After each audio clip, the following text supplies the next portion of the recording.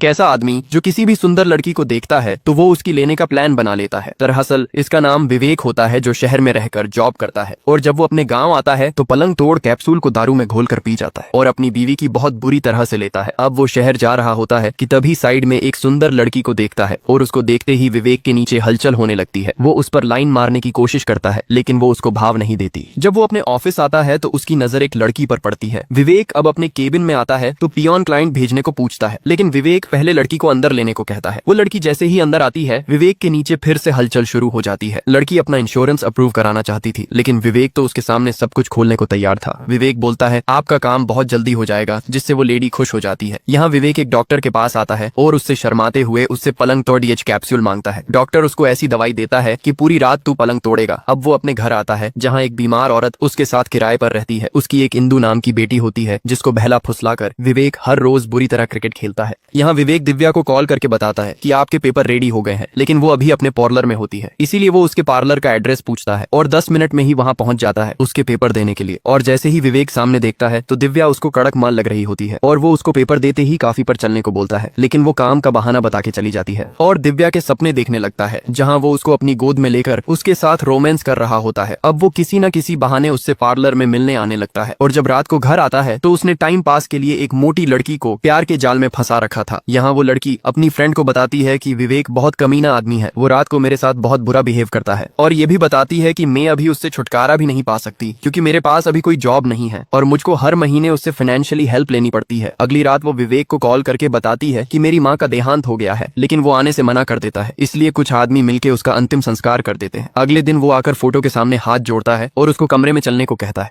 लेकिन डायना उस टाइम उसको अपने से दूर कर देती है। यहाँ विवेक एक लड़की से क्लोज होने की कोशिश करता है जो एक दिन उसके ऑफिस में अपना इंश्योरेंस अप्रूव